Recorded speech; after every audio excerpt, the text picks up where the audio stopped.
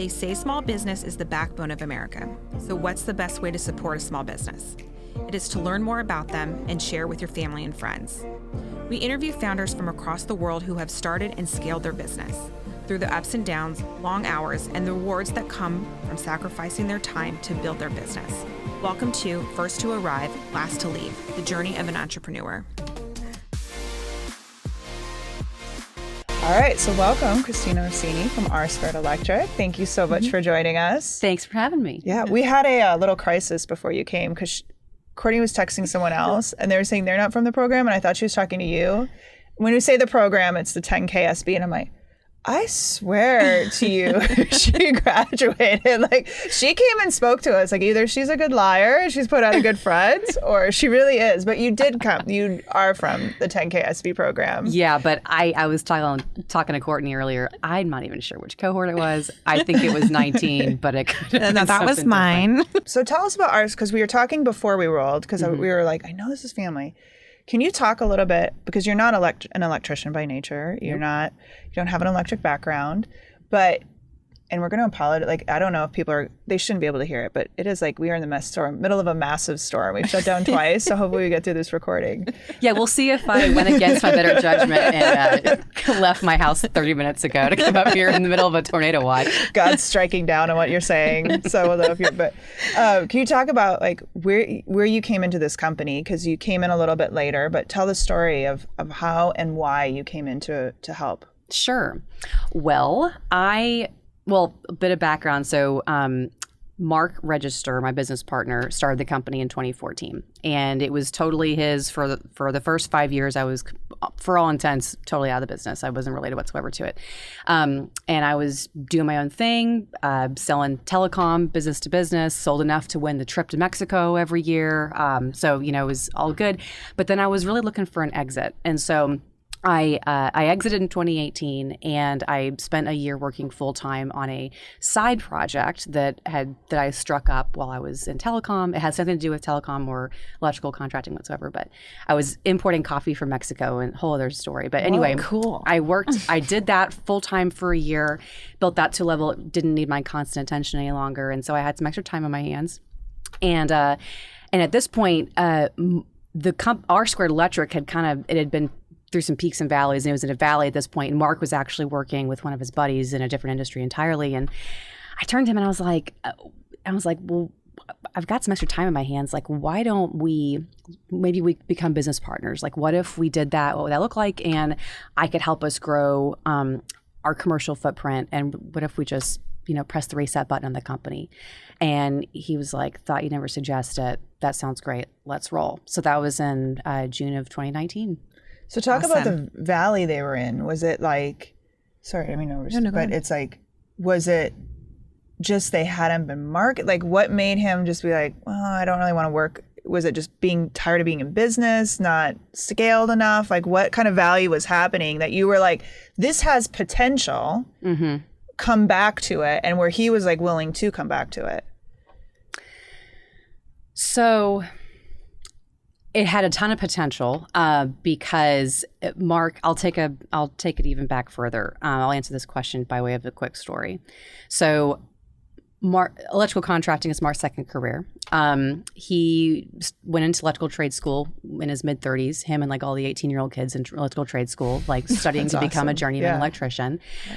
He got hired as a $10 an hour day laborer at a big electrical contracting company. And so they put him through trade school. He got his journeyman's. He wanted to keep working on it, get additional licenses. He went 2 more years, got his master's electrical license. Well, if you're just working at a electrical contracting company, like there's really no merit for you to have a master's license. People that go and like open their own companies have to have a master's license in order to pull permits. That's the major benefit, one of them. So he really wanted to go hang a shingle. And so when his crew was the crew on the Texas Instruments service account, he single-handedly did electrical work for a Starbucks over at Maple Avenue in Inwood. He was on the DISD school crew for several summers, like doing renovations and remodels for some schools in the area. So he was big contractor trained, and he knew what the heck what he was doing. Yeah. So he had the chops and the acumen to do his own thing. So he did that. The challenge was for the first 18 months of the business, the company, R Squared Electric, was the sole electrical contractor for one general contractor. And it was just a deluge of business. It was too much, too fast. The company did not have the systems in place to be able to scale. I mean, it was, you've heard of like scaling, growing internally and growing externally. This was 100% external growth, and there was no processes in place. I mean, he went from like himself and one dude to a team of 15 working on 12 construction projects in the first 8 weeks of the company. Whoa. He ran the whole thing on a $6,000 like Capital One venture card, and there was no line of credit, and it was a cash flow nightmare. And he didn't know what he didn't know in terms of running a business, right? Yeah. Like he knew how to like run crews and get work done, but didn't come from an entrepreneurial family. Like he was kind of learning as he went. Anyway, so that was the first like hard and fast year and a half or so. It went along like that. He started diversifying. He was like, I got to get away from this one GC. I got to get some revenue diversity. Started doing some residential work, started doing other little commercial jobs, with different clients and stuff. But it just wasn't specialized. It was just a whole lot of different stuff and just, and even way more chaos. And it was just him. I mean, like he didn't have any admin support, right? So, and he was like, I just got to get the heck away and like scale back in order to reclaim sanity. So, and be able to like reclaim cash flow, right? And get healthy. So, so he scaled way back. He always kept his license active. But like, he wasn't even actively doing any electrical work. Like I think he even put the insurance on hold, wasn't actively selling the company or anything, any services. And during that time, like he and one of his buddies he was helping one of his friends in the automotive industry doing like some back end data tech stuff. And anyway, and so it was, but he wasn't thrilled with it. He always had visions of getting back to R Squared. So around that same time, that's when my time was intersecting with, having some more bandwidth. And so I was like, let's go ahead and press the reset button, shall we? So we went into business together, and my value proposition was I could bring the back end admin support, and I know sales. I knew that I could very easily ramp up our company to have good revenue diversity and grow in the way that we wanted to grow, which was commercial construction and specifically interiors and tenant finish out. Oh, so that's what we're doing now. So we're thrilled that it took like 3 years, almost 3.5 years, but now we've eschewed all residential, we've eschewed the service, and now we're fully operating in our strengths and that of our crew members. We've got 9 people in the company, and all of our field guys are all commercial construction guys. So we're glad that we're retooled, and that's where we're staying. Okay, cool. Well, it looks like you really covered what some of your growing pains were. Were there any other obstacles more recently or prior to Goldman Sachs that brought you to the Goldman Sachs program? I'm a lifelong learner, and I just always love to be in a course of some kind. Yeah, so cool. I several friends had gone through Goldman Sachs, and I was interested in learning how I could learn more about running a business. And I would say some of the challenges were I would rather learn. I'm great at following a recipe, but I felt like I was like writing the recipe, haphazardly. Like, and I knew that I knew that there were holes that needed to get plugged. So I just was interested in going and learning more and just learning how to optimize the business. Did Mark? Oh, go ahead. No, it's okay. Did Mark do the program with you or? Nope. Cool. Do you think that, because, with Troy not going through it, I often think, my gosh, like he would have benefited from this. Just there's so much value in it. Do you think the same for Mark? Do you think that he would have benefited from being in it? Like benefited, yes. I've learned that it's all a matter of timing with Mark. It's like we both want to implement so much, but it's just a matter of like being able to focus on something for a few months to really see something through and to do it the right way. So he's great at running the field, and that's kind of our lane. So like I kind of go out to market and like hunt and find opportunities for us to grow internally and externally. And then like he manages service delivery. So those are kind of those are kind of our lanes. So, but also with EOS, I mean, we're starting to implement Entrepreneur Operating System, and that's something that I had found years ago and kind of put on the shelf, and was thought to myself, like, I'll just have to wait for Mark to be able to be in a position to implement that with us and to be aligned. And then lo and behold, just recently, like less than a month ago, he got really he kind of, that entered his life, and so he's the one really running with implementing EOS at our company now. It's really interesting. So are you saying that like you almost have your own divisions and you're running your SOPs like completely different, but they intersect at some point? Yeah. Yeah, that's really cool.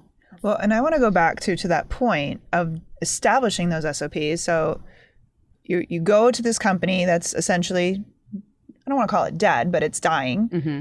So like, where is your first course of action? You're quitting your corporate job. You're sitting here looking at this company. All right, you got to bring him back. What do you do for, like, where do you begin? Was it just, helping with, I know you said you helped with the admin side and the sales side, but do you just establish what you're going to do sales wise? Do you help establish? I'd just love to kind of go back to that place of, here I am, now what? Yep. So we, in our family and our business, we really try to start with first principles, like in anything. And so the first principle of this was, okay, we're just going to start doing electrical work and try to do the best job we can. And we're going to do it for anyone who wants to pay us to do it. That's where we're going to start. And then we'll refine later. Yeah. So that's what we did. So the first thing I can remember doing was, after like we filed paperwork for ownership change, like we did the legal stuff, kind of like in our soft launch. Like we spent almost like the first 6 months like doing a whole bunch of like legal things, tax stuff, admin type work, Microsoft Office, just basic stuff. And he and his son Carrie, who's worked with us almost full time since 2019, has like the two of them would go out and just do electrical work, like small commercial jobs, a lot of residential work, like friends and family. But then also we just started like getting the word out, and people who knew Mark from years ago, would keep calling him. So we've always just been word of mouth, really. And then we were talking with another 10KSB alum, Julie Porter at Front Porch Marketing. Went to her, and they did our website. And I remember it was a Wednesday, and Mark and Carrie and I were all in the Front Porch Marketing office, and we wrote at that time a sizable check for like a 50% deposit on the whole website relaunch and redo and everything. That was a Wednesday afternoon, and like we all like committed to doing that. Like, yep, like we're gonna make this investment. Like we have to. There's no more kicking the can down the road. And then that Wednesday was stay-at-home orders went into effect. This was March of 2020, and that whole weekend we were just like, oh my God, can we get that check back? Should we keep the course? Do we not? What the hell is gonna happen? Right. And so, and we all just kind of ping pong back and forth. And it was Carrie who told us, no, we really need to stay the course here. Like, this is what we've all been talking about doing. And we just got to forge ahead. And we were like, you know what? You're right. So luckily we did. So that was like that was the big thing. And then to keep from rambling, during COVID, probably the biggest SOP that we did was we also invested and we made some nice like marketing collateral postcards, and we like hired a professional photographer to like follow us around and like took like job site photos of like some people in the company and the trucks and stuff like that. Like we got some good photos done, made some collateral, and then Carrie and I single-handedly distributed door-to-door postcards over the next 6 months, like all during the beginning and like mid of 2020, and that activity like really relaunched the company for the next couple of years. So I started my ex-husband and I, our first company, we walked fires in neighborhoods. We did it ourselves, and Is that how you met, or that's what you're doing for the company that you unfortunately were running? No, it was that's what we did. Yeah. It's okay. We'd met before, but that was like we started this business. I'm like, how do we begin? And it was like it's old school. A lot of people think you have to do all this stuff, but it was total old school. Like walked fires in a neighborhood. Old school stuff works. I mean, that's how I got my start in telecom sales. I was in business-to-business telecom sales, working for a company that was a competitor to like AT&T and Verizon, and I was responsible I had to hit 50 doors a day. And the saying was like every door, every floor. I learned territory management. Would just go in, walk, knock on doors. I even sold a deal to some company out in Garland, like on a cold call, like that morning. Like I knocked on their door and like pitched them, and ended up signing like within 2 hours it was done. Like that never happens. Like it's so rare. But anyway, it's just what you do. You know, you learn how to get fearless, and like you just learn how to take rejection. It's like, what's the worst going to happen? Well, and what's interesting too about doing it during COVID is you're outside, and everybody's home. So now they're seeing your face on your marketing collateral. They're seeing your face on your website, and you're the one handing the stuff out. Yeah. I mean, if that's true to form customer service, they know who they're talking to. They know who they're going to be working with. I think that's really cool. Yeah. Oh yeah, for sure. And we were all about being hyper local. And at that point, this company was super small. I mean, I think we had like 3, maybe 4 people at that time. So we were really playing up. I mean, we're still small. We've got 9 people now. But at that point, we were like really playing up like family owned and operated, woman owned, like local, homegrown.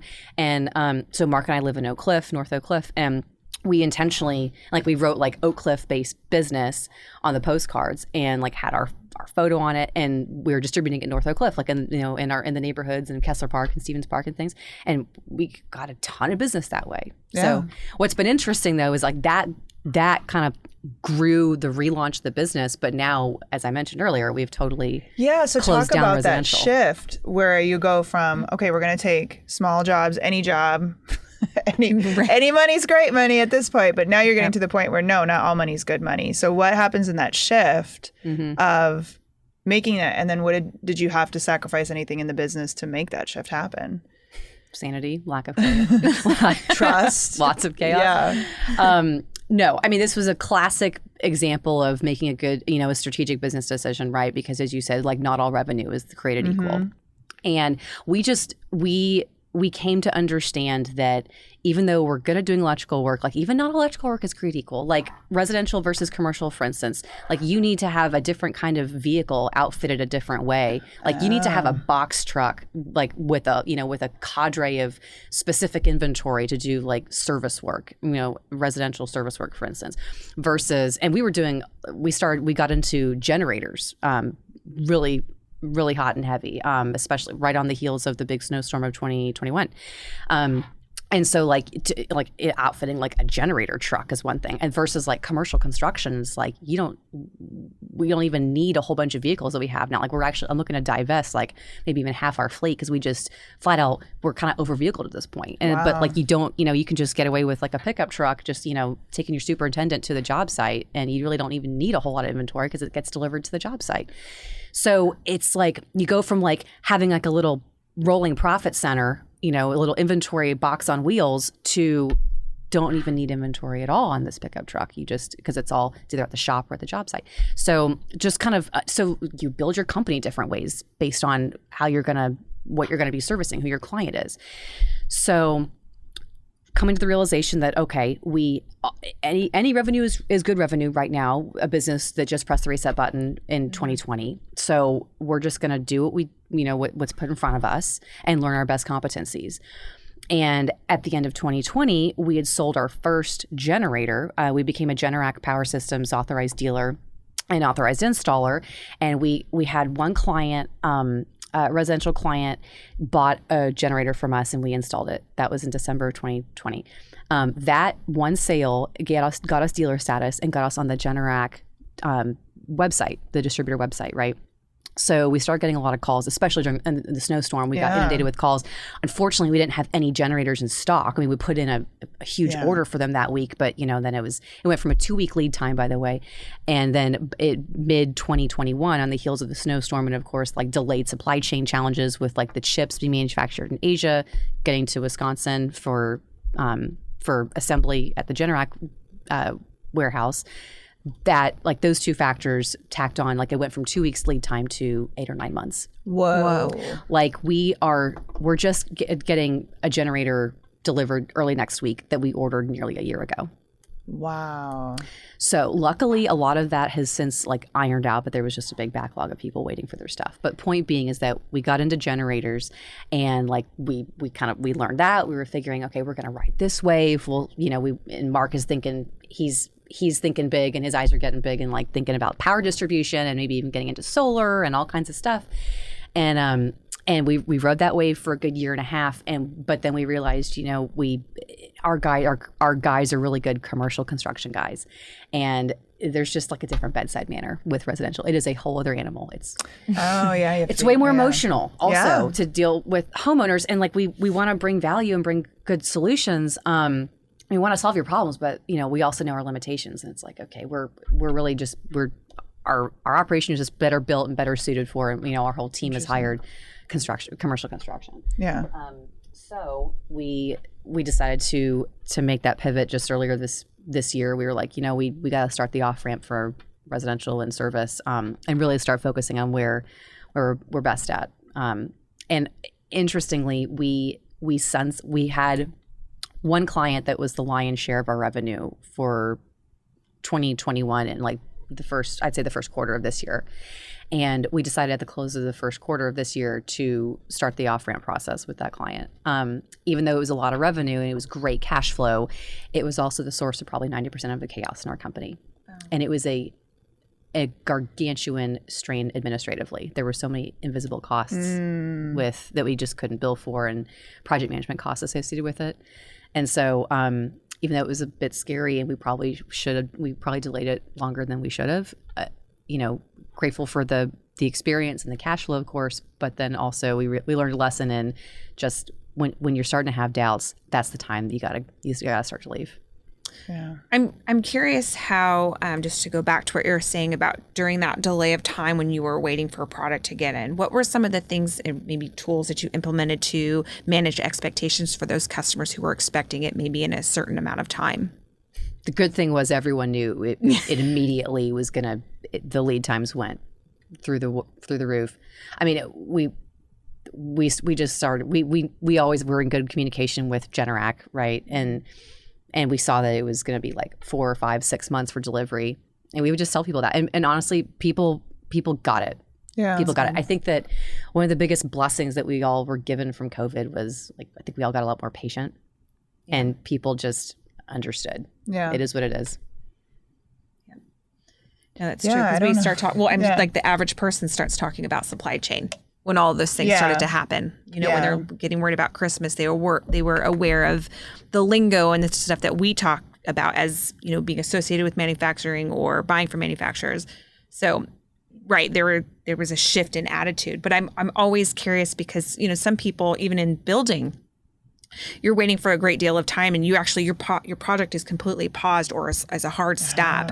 And did that didn't happen to you guys? You were able to say, hey, like, this is just what the time frame is, because you were aware of the time frame prior to them placing orders. Yeah, and luckily, when the construction industry was really getting squeezed with substantial supply chain issues, like on breakers and panels and things, that was not the bulk of our business. We were really doing a lot of generators back then, and or at that time, and we didn't have any. We were able to get material just fine. I mean, knock on wood. So I think that really affected a lot more of other trades, perhaps, and other electrical contractors that were using those and doing that line of work that was that required that other commercial work. But we were lucky that we were able to get what we needed without much. Are you doing generators just for commercial or generators for residential too? The bulk of our work was residential generators. Okay. Now, we're still Generac Power Systems authorized dealer, installer, and now a service technician house. So we're still open, like we're doing commercial generators. I'm wondering if we're going to be renewing those licenses. I haven't we haven't decided. Again, it's a whole different skill set. And like I don't want to specialize too much to say no to opportunity, but I'm a bit gun shy that I realize that the riches are in the niches, and I don't want to do too much of different things if we can really go deep in our competency, our core competency of commercial construction. So this is would be so interested in your thought process on this, because you are kind of in a series. you've built out the residential, right? So you've got that line. I completely see where you're coming from on the niches part, like riches and the niches, like let's keep specialized. But now, okay, so you've got this division that you've got the residential kind of running itself maybe a little bit. I know you said it's like a different type of person, but had you kept it, right? And now the generator side, like, and it becomes a good question of, do you start to really expand and try to go against the big boys, right? That can do all the things. Like now you're at this point where maybe we could go, and now we've got this lining and it's kind of running itself where we can go residential. And now it's kind of running itself where we could just go with and then we still have the commercial division. It's a really interesting dynamic of saying, let's go big or let's keep niching down. I'd love to know like what your thought process is on the continuing to niche down versus, let's build 3 divisions and let's blow this puppy out of the water. So if Mark was in this seat, he would be so excited and telling you about all his ideas and big visions for opening up a R² Power Systems division. Where it's just generators, which we've talked about. There's a lot of merit to that, and we're not closed off from that. But I think that even just like from a P&L perspective, like there was so much. The generator business was a drastically different profit margin from our other work that it was hard to even make comparisons and do financial analysis on our P&L because it was like we were selling 2 totally different things.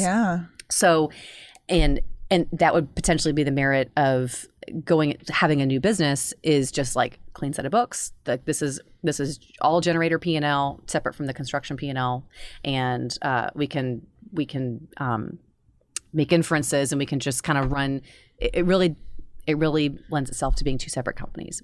We may end up doing that. Mark really wants to. He thinks, and he is our A1 perfect visionary. He's great, and I'm kind of like the integrator. I almost liken it to like he's the tornado going down the street, and I'm like running after him with like a pail and dustpan, like cleaning up the mess. But and also like helping make it happen, because he's got so many great ideas. But anyway, that's probably what would end up happening if we were to pick up generators again in a bigger way. It'd probably be in a different division, and we know that it's got lasting power. I mean, our part of the reason we grew so much was we got subcontracted by a company called Cantor Power Systems, which is Generac's largest residential dealer in the country, and they're like Generac's largest like Power Pro Premier diamond dealer, and they're also Home Depot's third-party generator sales and service partner. And when we got on board with them, they were like in, 11, 12 states. And then they brought on Texas on the heels of the snowstorm.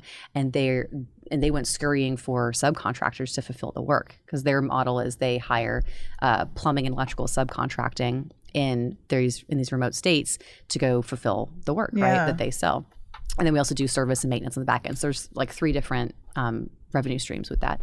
And we did a ton of work with them, and there was 0 marketing needed whatsoever. Like they are the sales company, and then they hire us. And so like we invoice them, and Home Depot loves them. And so they do a really good job. So Home Depot brought them into, like, since we were there, they entered into Louisiana, and perhaps even other states after that. So they were blowing and going like crazy. And in fact, they just sold to a private equity company just in the last 30 days or so.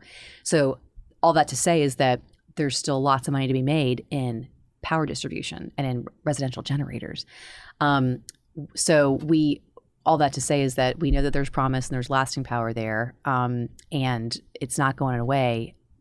Especially as with living in the uncertainty that we do, people always want to maintain control of their lives. So we know that the business plan is there. The market research has been done. We've tried it. We stumbled a bit. We know what mistakes we made and how to improve it next time. So I feel like it would be a much easier go and perhaps less chaos and less stress if we just decide to strike it up again later. What a good problem to have. I mean, I know it's stressful, like no matter which way you look at it, but it's just so interesting to me. The decisions, because it's like, okay, do we need more money? Do we need investors to make all those things where it may seem like I just had a client say this the other day. It's like a lot of people want to 10x their business, but they really have no idea what it takes to actually make that 10x happen. It's not just a matter of getting to your point of what the business first was. Yeah, you can get 10x clients. That's great. But if you don't have the 10x behind the scenes to make that happen, or if 10x is causing more chaos and stress, is it what's worth it? Maybe it's worth 5x, and you're good at 5x. Yeah. So we had obviously the pleasure of having coffee this week. And that was one of the things that we talked about was just like, are you super excited to be like a $500,000 business, or do you want to be a $10 million business? And is it totally okay to be at 2 million and be like, I'm capped, and where, what you want to manage, because more money equals more employees, more supplies, more hours that gets put into it. And ultimately we're, being the founders, we're ultimately responsible for that. So if those employees don't show up, who's showing up? Us. Yeah. So it sounds glamorous that you have a $10 million business, but that doesn't always equal that you are like living the life of luxury. That could not equal out, in your balance sheets and stuff. Oh, 100%. And like, it's way sexier and like way better for your ego to be like at a cocktail party and catching up with friends. Like, oh yeah, we $10 million this year, or even 20 or whatever. But okay, that's revenue, but like, how much did you spend? Yes. Exactly. What did it cost you? Did you keep any of that money? Exactly. Because I know what it feels like to make a lot of money and not keep it. Yeah. Yeah. There's a difference between growing at all costs and growing profitably. And I've been the last couple of years have been a big lesson in humility and like letting go of ego in terms of running this business. I do not need to have a bunch of zeros behind the numbers if it's not profitable. I mean, I'd much rather keep it lean and smaller and have really fat, healthy profit margin. Right. And a weekend maybe. Yeah. Some time to yourself, or Yeah. I told my husband, like, my goal is 5 vacations a year. And he's like, what? And I'm like, no, we're going to go 5 vacations a year. That's what I want and if it means I don't make as much money to not have to be married to the business, that's fine. That's what my gold standard is. 5 vacations a year with the kids while they're young. Like, I don't want to be married to something I'm okay with that. But I think you have to be on the other side of it for a hot minute before you're like, this isn't worth it. I don't think that, would you say that didn't just come to you? No, that was building and selling businesses that I lost marriages over and lost lives over. I mean, you know what I mean? Like, lost 5 years of my life to build. And now I'm like, no, I'm good. But that's an interesting topic that we should talk about more here, because I think there is a gross mistake in what success is because of social media and because of what we're being told via media, that you need to be a 10x business and like run as fast as you can. That doesn't always, that's like a slim % that actually get there. There's luck and a lot of hard work. But that shouldn't equal success. Right. It's having that time with your family, being able to go on a hike, those things that we forget about during the process because we just want to go as fast as we can. Yeah. Yeah. How do you guys balance it all, being a family business? Like, how does that look like at home where you shut it down? I hate the balance question. I won't ask it to you because you're a woman, because I just want to puke every time somebody asks that. But it's not really about balance, but just even being able to maintain like the shutdown and management, right? Yeah. Well, I'll tell you specifically some tools and tricks that we use in our household. Number one, we have a safe word. If we're Sasquatch is what Mark and I say if one of us is talking about something, or if it's getting too heated, or if it's like 9:30 at night and he just wants to zen out and like scroll Twitter before going to bed, and I just come in talking about our commercial real estate lease and like asking about so and so's raise or whatever, and each of us say Sasquatch a couple times a week. So we have that, and it is like if one of us says that, then the other person just shuts up right then and there and just pick it up later. And we don't have any, we tried to have like a curfew basically about work conversations at home. And that was unsustainable. So that's a trick that we tried and we realized we kept failing at it. But Sasquatch works, honestly. It sounds really silly, but like it really does work and we respect it. And additionally, we worked on creating some internal processes last year. I hired in an external COO to help kind of scale us a little bit to a certain point. By the way, Beyond the Chaos is the company we used, and they're fantastic. So yeah, she's there. The company is totally wonderful. I worked with her directly for about 5 months, and she was great. Anyway, she helped us get onto some communication channels that were kind of helped us create some good, healthy habits in terms of like having a non-work balance life, not balance, but life. So their trick is we use Microsoft Teams for all work conversations, and we use we seriously cut down on our phone calls and like text messaging. So just to have to push all the work stuff to the work channel. Yep. Was huge. And I don't have to, I'm not beholden to, I can kind of prioritize how I'm going to respond and things, and it's a Teams message is urgent, a phone call is urgent, email not as urgent, right? We also started implementing just some workflow management. We're on Asana now. Yeah. Okay. So we use Asana with task management, and deadlines and things. So that just kind of helped put some structure around structure and inherent boundaries just surrounding workflow and things and communication. I love it. Yeah, I like the safe word. I think that's really smart. Especially, we try to have work-life balance, but inevitably there's always some phone call, right? And you're like, okay, well, the customer needs you at this very moment. And I have a hard time putting my phone down for stuff like that. But it's another thing worth mentioning. I first thought about it when you said a couple minutes ago about social media and people just kind of leveling up and showing up and not even showing your authentic self a whole lot of time. I deleted Facebook from my phone in January. Yeah, I haven't missed it a bit. Yeah, I've maybe popped on 3 or 4 times. And really it was just to sell or buy something on Facebook Marketplace. I wish Marketplace was just its own standalone app. I would use that a whole lot more. But anyway, so that's removing distractions in life, but also I've kind of been on this crusade this whole year. I've been reading a lot about the Stoics and Stoic philosophy, all about ego is the enemy and, self-control and wisdom and temperance and, better to understand than be understood. And just there's a whole bunch of there's a whole bunch of teachings from the Catholic saints that are in Stoic philosophy and other schools of thought, which is interesting. Yeah. But anyway, point being is that I'm working on a whole lot of accepting life on life's terms and not being so wrapped around the axles. Yeah. And part of that is I go on a 3-day women's silent retreat every 6 months. That's another tip in terms of removing distraction from life. We got to find out where you're going. I really wanted to try one of those. Really, I would be kicked out. No, it's not that hard. It is so not hard. To be quiet? You. Yes. Oh, I have an extremely hard time being quiet because my brain is constant. Because I want to tell you something that's in my head. I'm like, oh my gosh, and this thing, and that maybe it's something that you could do. I don't know if I could sit still. You did tell me to sit quietly for 2 minutes. I laid on my back with my feet up, which is a normal thing. And I was like, this isn't going to be today. It's not going to be today. There'll have to be another day to try it. Yeah. Okay. Yeah, no. Where's this retreat? I'm very curious. Montserrat Retreat House on Lake Louisville, of all places. Oh. It's a retreat house that's been there since the 50s or 60s. It's on 40 protected gated acres on this little quiet cove of Lake Louisville. It's nowhere near Party Cove. It's you would never even, even if you've been going to Lake Louisville your whole life, you could have maybe never even been to this little area. But it's a Jesuit retreat house, but they open it up and they have retreats. Several retreats monthly. They do all women's and men's and even AA retreats and retreats in Spanish, et cetera. And so they do they do this once or twice a month where it's a women's 3-day retreat.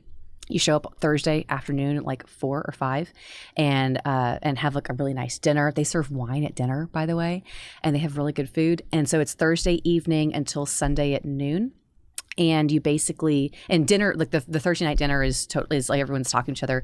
I just got back from my retreat 2 weeks ago and there were 60 women on it. Usually I go and there's 40. So it was a full house. They had a waiting list. So dinner, everyone's talking and chit-chatting. And then you go to what they call a prayer conference, but it's really just it's a talk, right? And so one of the priests leads it. He's the retreat director. And it'll have a theme. Like this theme of the last retreat was about the spiritual exercises, right? Which is basically like contemplative prayer, just kind of like doing a review of your day, kind of like taking a daily inventory and like, giving gratitude for the good and like reflecting on what could have gone better and like resolving to work on character defects and like to be better tomorrow is really all it is. And thanking God for all of it, So it's just like a spiritual talk. And then like we're just quiet from there. And like we're listening to the priest give these talks. And there's like 9 talks over the 3 days. And it's basically the schedule is like wake up, like little prayer service, like breakfast, talk, like, and then we're adjourned to like go relax and like read or, pray or listen, write, whatever, take a nap, whatever. And then like we basically just do like a talk and like some private quiet, I say quiet time, but like it's all quiet, like some private quiet time, like, at looking at the docks and the water, or like, in the cafeteria or, the library or whatever. And then like, it's just, they feed us really well. And there's stuff to do. Like you can read, write, but it's really just a bunch of interior work. And even though we don't speak, like we're listening, like there's noises and stuff. And like, we're listening to these talks and things. Did it take practice? Like that's absolutely fascinating to me. Because just thinking about being silent and not being able to say something you can see that is clearly making me giggle. And I don't know if that's like, maybe that comes from an uncomfortable place, but like I'm fascinated by that. I need to find the book. I just read it. I know. He did a 10-day silent retreat. Who is this? It was a guy, he's a reporter. I got to find it. It's like 10% more happiness or something like that was the book. He was 10% happier. Yes. Mm-hmm. So he's got a podcast and everything, but that's where he was a anchor person on Good Morning America, and then like started, but it was a 10-day silent retreat. Okay. I've heard about this guy. Yeah. Okay. I got to find the title. Tim Ferriss I think he did a 30-day silent retreat, and it was totally silent. And he also fasted during it. What? I think it was, maybe it was just 3 weeks. But anyway, it was substantial. It was substantial, but yeah, like he fasted. Shit, now I'm starting to second guess myself. He did a silent retreat and he fasted. I don't recall exactly how long it was. It doesn't really matter. But the point is, it was substantial enough to where he was a guest on someone's podcast like very shortly after he got back from the retreat. I mean, within the first 72 hours. And he was talking about like, it messed with his mind. That the fasting and the quiet really, like, you kind of enter into a very different space. And he was struggling with it, specifically with like the lack of like the fasting and like the lack of stimulation. Interesting. Well, we're constantly stimulated. Yeah. So to not all of a sudden that to be shut off, I can't. Yeah. I mean, it sounds thrilling for a little bit of time, but I might be like, oh my gosh, I want to call my dad or want to see what my friend's doing. Like, I don't know how like, this is fascinating me right now. I'm sorry. You might also just want more silence. Oh, that could be it too. It sounds like great. Like just writing and reading for 3 days without saying anything sounds nice. Mm-hmm. But I can be introverted too. But should we go to, you want to start with rapid fire? Because I know we're getting out of time here. So what's your favorite beverage? Ranch water. Any particular brand? One that has tequila in it. No, I make my own. Like I'm not a big fan of the canned ones, but just a good tequila. I'm not picky. I'm a simple girl. I'll just Luna Azul for like $29 for a massive handle is totally fine with me. What's the best advice you've ever been given? The most important thing you have is your word. I like that one. Dinner with anyone. Ryan Holiday. He's an author. So, yeah. He's I've mentioned I'm reading a lot about the Stoics. He's probably the most prolific writer of Stoicism right now who's living, and he's just down the street in Austin. So I was just listening to a podcast with him and Ed Milet. And who? Ed Milet. Have you heard of him? He's got a great podcast, but he just had Ryan Holiday. He's very motivational. I just saw him speak at Funnel Hacking Live. He was amazing. He does his speech on his podcast too, but it was really good. He's really good. His book is his latest book is, my God, my brain doesn't work, but it's One More, The Power of One More. Okay. Ed Milet. Very good book. Cool. So, but yeah, he just had Ryan Holiday. I love Ryan Holiday too. And I want to study more of Stoicism. So I can be up and down. Aren't we all? We're all, yeah. Or is this sort of verse? So what's your morning routine? Wake up at 5:30. I go to the gym. I do weightlifting from 6 to 7, and have a little something to eat immediately before workout, immediately after. Come home, feed the dogs, have quiet time, make a cup of tea, put away the dishes from the night before, prayer and meditation, and then start the day. Awesome. And what are you currently reading? I'm in the midst of reading The Mindful Catholic, and I think that's the only book that I'm in the midst of right now. I would like to, and I should be starting. I've got a book by Thomas Merton that's also on my nightstand that I've been trying to get started and get into this week, but it hasn't happened yet. But perhaps this weekend. And I know you're an avid traveler, but what's like a top bucket list item? Iceland. Mine too. Love to go to Iceland. I would totally go in the summer or in the winter. I want to do the northern. I want to like sleep under the northern lights. Though. I think I'm kind of more inclined to want to go in the winter too, to go hike on glaciers. Yeah. And then go to like the Blue Lagoon when it's cold outside and like have all the steam come up from the water. Get the good Insta shot. Oh, my favorite is going to national parks and seeing the Insta shots. I'm like, oh. Have you seen the videos where people are like, here's the shot and then here's what it looks like, and everybody's like in line. Yeah. And then your guilty pleasure. A guilty pleasure. Oh gosh. Like stretching out my like morning prayer reading time. Like I'll stretch that out kind of long. If I didn't have any obligations, like I would totally do that for like 2 hours, like just kind of ease into reading. So I'm working on not being gluttonous with my time, honestly. I love that. Hanging out and just taking time, doing whatever the hell I want. I like it. That should be everybody's goal. I know. Well, isn't that why we become entrepreneurs, is for time freedom? Allegedly. That's the theory. I'm like, I preach that all the time. I'm like, I've got time. And then I'm like, why do I have no time? Yeah. How it started, how it's going. Yeah. Yeah, exactly. Yeah. Well, Christina, thank you so much for joining us today. This has been awesome. I appreciate you riding the storm out. Yeah, this was fun. Thanks for for having me. Yeah, but thank you so much.